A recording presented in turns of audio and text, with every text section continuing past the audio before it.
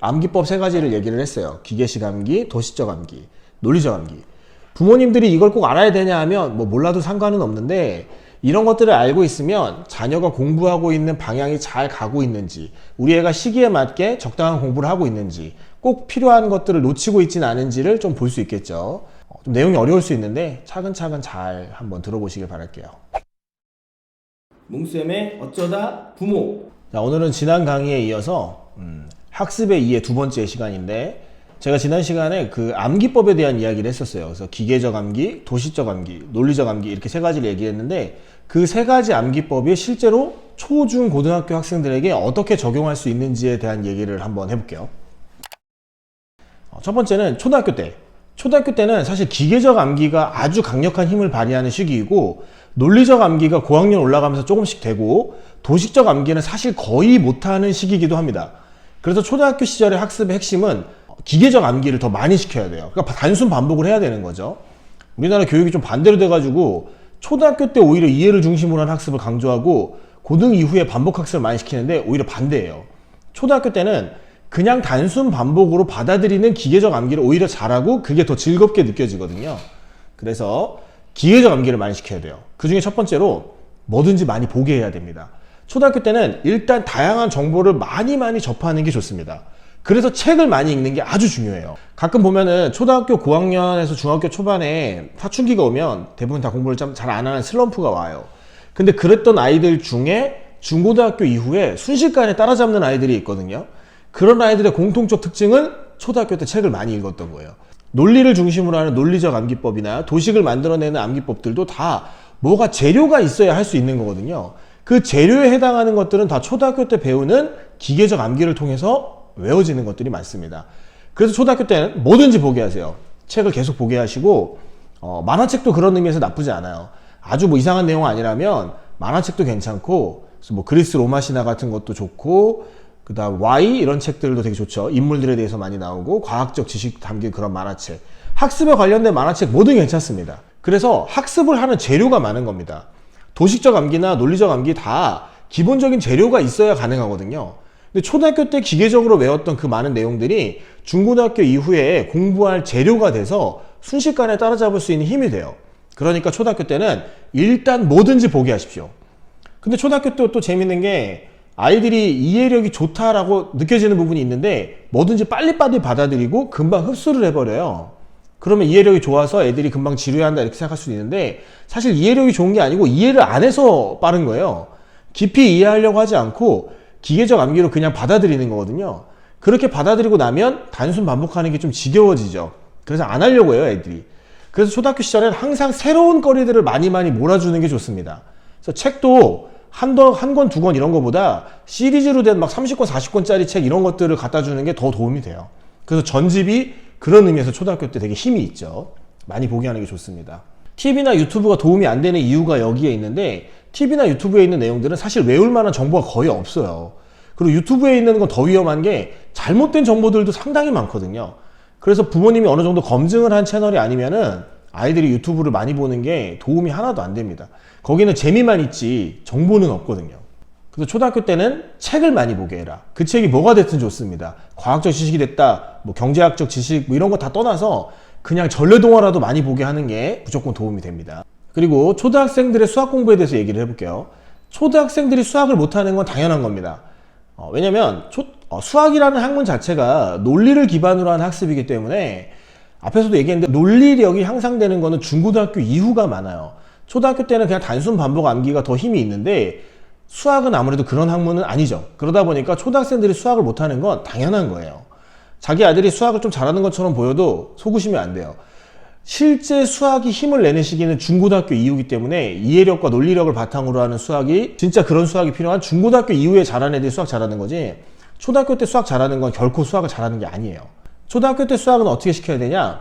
단순 반복을 이용해서 시켜야 돼요. 그래서 문제를 많이 푸는 게 좋긴 한데 그냥 연산 연습을 많이 시키는 게 좋습니다. 애들이 연산하는 거 되게 싫어하거든요. 지루하고 똑같은 거 계속 반복하면 당연히 지겨워하죠. 그런데도 계속 시켜야 돼요. 그러면 아이들이 연산 속도가 눈에 띄게 빨라져요. 이해해서 푸는 게 아니라 그냥 연산 자체를 외워버리는 거죠. 뭐 3 더하기 4가 7이다. 그럼 3에서 4칸 가서 7이 됐다. 이런 식으로 외우는 게 아니라 3 더하기 4는 7이다라는 도식 자체가 그냥 외워진단 말이에요. 영어 단어처럼. 그런 식으로 연산을 많이 반복해서 더하기 빼기나 곱하기 나누기 같은 간단한 사칙 연산이 그냥 눈에 익을 만큼 많이 시키는 게 더 중요해요. 그러면 중고등학교 이후에 기본적인 연산할 때 굉장히 빠른 속도로 따라와요. 그러면 남들이 연산할 때 시간 걸릴 때 이 친구들은 빠른 속도로 따라올 수 있겠죠. 그래서 초등학교 때는 연산을 중심으로 한 반복학습이 더 도움이 됩니다. 동시에 과도한 선행이 의미 없는 이유기도 해요. 선행 아무리 해봤자 소용없습니다. 선행학습 시키면 아이들이 스트레스만 많이 받고 다 까먹어요, 나중에. 선행학습은 보통 그럼 언제 시작하면 좋냐 하면 아이들을 보고 결정을 하지만 일반적으로 선행학습이 시작되는 시기는 3, 4학년 정도라고 생각하시면 돼요.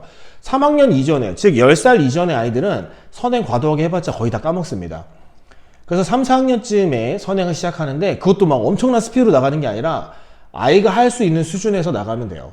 3학년짜리 아이가 1학기 시작하면 1학기 거 같이 진도 나가다 속도가 조금씩 빨라져서 2학기 거 먼저 좀 땡겨서 하고 2학기 끝나면 4학년 1학기 하고 2학기 하고 순서대로 나가는데 아이가 이해를 잘 못하고 버거워하고 푸는 걸 너무 힘들어하면 멈추시면 돼요. 멈췄다가 다시 앞에서부터 돌아와서 반복을 몇 번 하고 괜찮아지면 다시 좀 나가고 이렇게 해서 짧게는 한 학기, 길게는 한 1, 2년치 정도만 선행을 나가는 게 가장 적당합니다. 근데 우리 애가 수학적 재능이 있고 얘는 뭐 수학하는 데 힘들어하지 않는다. 그러면 3년, 4년 이상 나가도 괜찮긴 한데 전체적으로는 그런 무리한 선행은 오히려 독이 돼요. 선행을 얘가 시킬지 말지를 결정하는 건 어떻게 하냐면 아이가 수학 문제 푸는 모습을 보고 결정하셔야 돼요. 그냥 애가 잘 풀었다라고 해서 과도하게 선행을 나가시면 안 되고 아이들이 논리력이 충분히 받쳐지고 정확한 논리로 가고 있는 게 확인이 된 상태에서만 선행을 하는 게 의미가 있습니다. 그러니까 부모님이 직접 판단하시기 좀 어렵겠죠. 그래서 선행은 보통 학원이나 과외 선생님 같은 좀 전문가들이랑 같이 상담을 하시고 결정하는 게 좋습니다. 대형 학원들은 이제 그냥 무조건 선행 나가라고 하는 경우들도 있거든요. 근데 그런 건 좋은 게 아니고 레벨 테스트를 꼭 봐가지고 자기 레벨에 맞는 무리하지 않는 수준에서 선행을 나가는 게 좋습니다. 그리고 또 하나의 중요한 포인트가 아이들이 선행을 나갈 때 아이들의 심리 상태도 되게 중요해요. 얘가 지식적으로는 충분히 이걸 할 수 있는 능력이 있다 해도 심리적으로 내가 굳이 왜 이걸 해야 되지? 이런 반항심리라고 할까? 이런 것들이 생기기 시작하면 공부 효과가 떨어져요. 그래서 아이도 선행에 대한 어느 정도 동의가 있고 기분 좋게 할 수 있고 그리고 지적으로도 큰 문제 없다라고 생각이 되시는 아이들을 선행을 시키시면 됩니다. 보통은 1년치 정도는 웬만한 아이들 다 해요. 그 정도까지는 괜찮습니다. 그리고 초등학교 때 영어 공부 같은 경우에는 단어 암기나 간단한 문장 암기 정도가 적당하지 그 이상 무리해서 시켜봤자 큰 의미 없습니다. 제가 이제 같이 큰 학원에 있을 때 했던 영어 선생님이 자녀가 셋 있으신데 세 자녀에게 다 영어 공부를 안 시키시더라고요. 그래서 첫째가 당시에 중학교 3학년인데 그때까지도 영어 공부를 그렇게 열심히 안 시키시더라고요. 그래서 얘가 이유를 여쭤봤더니 그분이 하는 얘기가 자기가 수능판에서 영어 강의를 10년 넘게 했는데 뭐 어릴 때 외국에서 유학한 친구, 영어 유치원 나온 친구, 선행 뭐 과도하게 한 친구 다 수능 가면 3등급에서 만나더라. 그러니까 영어 공부 다 필요 없더라. 이렇게 얘기하시더라고요. 그래서 그때 참 웃었는데 지금 생각해보니까 그 말이 진짜 맞아요. 저도 해보니까 영어만큼은 애들이 다 2, 3등급 원절에서 끝나요. 어릴 때 아무리 열심히 했어도 기억을 잘 못하더라고요. 영어 단어 같은 경우에는 우리나라가 영어를 쓰는 나라가 아니다 보니까 애들이 외울 때 그때뿐이에요. 잘 쓰지 않는 영어 단어는 거의 다 까먹습니다. 그래서 실생활에서 쓸 수 있는 영어 단어 위주로 외우는 게 더 도움이 돼요. 그리고 그런 영어 단어를 문장으로 만들어서 실생활에서 조금씩이라도 쓸 수 있게 만들어주는 게 영어 학습에 가장 큰 도움이 되는 겁니다. 그래서 영어로 된 소설이나 짧은 이야기 책들을 많이 갖고 있어서 그런 것들을 아이가 부담 없이 읽을 수 있게 해주는 게 가장 효과 좋은 학습법입니다. 무리하게 막 문법 외우고 독해집 사다가 열심히 독해하고 이런 거는 초등학교 영어 학습에는 크게 도움이 되지 않아요. 이번에는 중학생 이후의 학습법에 대해서 얘기해 볼게요. 이때는 기계식 암기에서 벗어나서 스키마를 이용한 도식적 암기나 논리적 암기력이 같이 성장하는 시기이기도 합니다. 중학생 때가 가장 학습력, 공부하는 방법이 가장 많이 성장하는 시기이기 때문에 학습이라는 큰 테두리 안에서는 중학생 때가 가장 중요합니다. 그래서 공부를 많이 해야 되는데 이때가 또 사춘기랑 맞물려 있어요. 그러다 보니까 부모님들이 아주 관리하기가 힘든 시기이기도 합니다. 아이들도 공부하기가 제일 싫을 때이기도 하고요.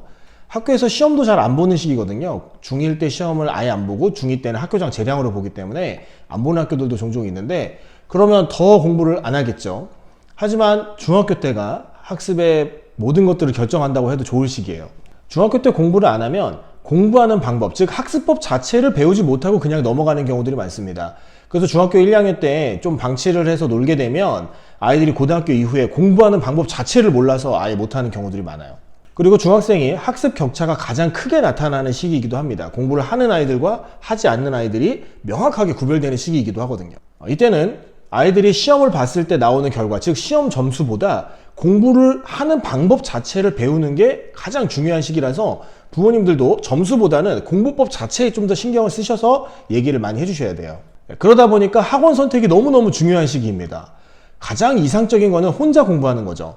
혼자서 그냥 스스로 학습을 하는 게 가장 좋은 베스트겠지만 거의 그렇게 안 하잖아요. 그 대한민국 교육 특성상 그게 어려우니까 학원을 어쨌든 보내셔야 될 텐데, 학원을 보내실 때 아이랑 잘 맞는 학원을 보내셔야 돼요. 아이의 성향이나 성격 이런 것들을 잘 판단하셔서 보내셔야 됩니다. 제가 다음에 강의 때 아이의 성향에 따른 학원 선택하는 법에 대한 강의도 한번 따로 할게요. 그래서 이 시기에는 학원 선택이 가장 중요하고요. 공부 자체는 수학이나 영어 같은 주요 과목만 하는 게 아니라 전 과목을 해주는 게 좋습니다. 모든 과목에 걸친 공부 방법을 어느 정도 알고 있어야 돼요. 특히 수학, 영어가 중요하다고 생각을 많이 해서 국어 공부를 등한시하는 경우가 있는데, 사실 수학, 영어보다 더 중요한 게 국어 공부입니다.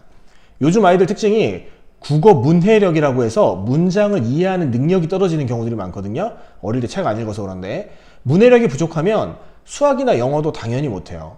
심한 경우에는 영어 지문, 해석된 한글 문장도 못 읽어서 틀리는 경우들도 많습니다. 영어를 못해서 틀리는 게 아니죠. 국어를 못해서 틀리는 거죠. 수학도 마찬가지예요.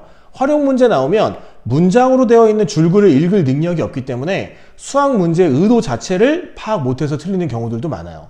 그래서 수학, 영어보다 더 중요한 게 국어학습입니다. 그래서 중학교 때 국어학습에 신경을 많이 쓰셔야 돼요.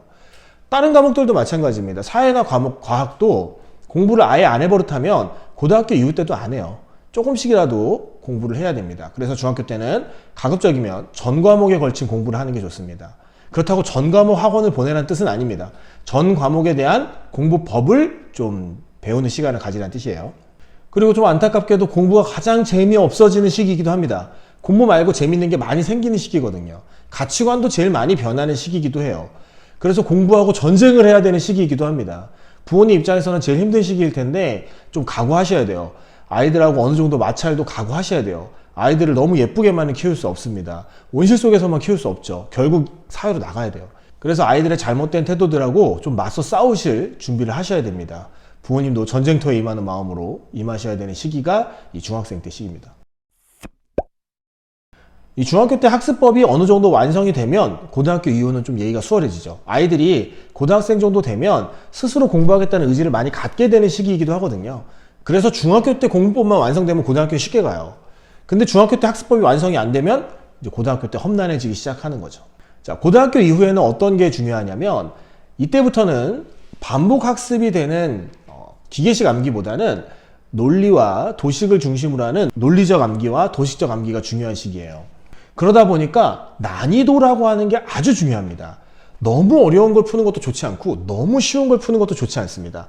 딱 적당한 난이도가 있어요. 그래서 책을 설정할 때 무조건 쉬운 책, 무조건 어려운 책 이게 아니라 아이가 풀 수 있는 책을 선택해야 돼요. 가장 이상적 베스트는 아이 혼자서 풀었을 때 전체 책의 60, 70% 정도를 혼자 힘으로 풀 수 있는 책이 가장 좋습니다. 100% 다 풀 수 있는 책은 너무 쉬운 거예요. 그런 책은 하나마나 의미가 없어요. 그런 건 초등학교 때나 하는 거지 중고등학교 이후에는 그런 책이 크게 도움이 안 돼요. 도식적 암기나 논리적 암기를 하지 않기 때문에. 한 60%에서 70% 정도 맞출 수 있는 책은 어느 정도의 도식도 스스로 깨우칠 수 있고 분명히 깨닫지 못한 도식도 섞여 있을 거예요. 그 문제집 안에.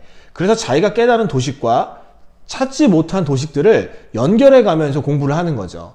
논리도 마찬가지예요. 어느 정도는 스스로 논리를 만들 수 있지만 어느 정도 이상의 레벨에서는 논리를 못 만들 거란 말이죠. 그럼 그때 답지도 보고 혼자 고뇌하는 시간도 갖고 해서 새로운 논리들도 만들어내겠죠. 그렇다고 너무 어려운 책을 풀면 얘가 풀었는데 한 1, 20%밖에 못 맞추고 다 틀렸다. 그러면 이제 성취감도 없고 기본 베이스가 너무 없다는 뜻이거든요. 그래서 아예 접근을 못하는 경우들이 많아요. 그러다 보니까 책을 선정할 때 난이도라는 게 아주 중요한 역할을 합니다. 이건 수학에다만 해당하는 얘기가 아니라 국어, 영어, 수학 다 마찬가지예요. 국어도 난이도가 있고 영어도 난이도가 있고 수학도 난이도가 있습니다. 각 난이도에 맞춰서 책을 정해주는 게 좋습니다. 이때도 어쩔 수 없이 전문가의 도움을 좀 받아야겠죠. 안타깝게도 사교육 안 했으면 하는데 다 사교육을 받을 수밖에 없는 시스템이긴 하네요. 세 가지 키워드를 갖고 고등학교 이후를 접근하면 좋은데, 첫 번째 키워드는 많이 풀어야 돼요. 많이.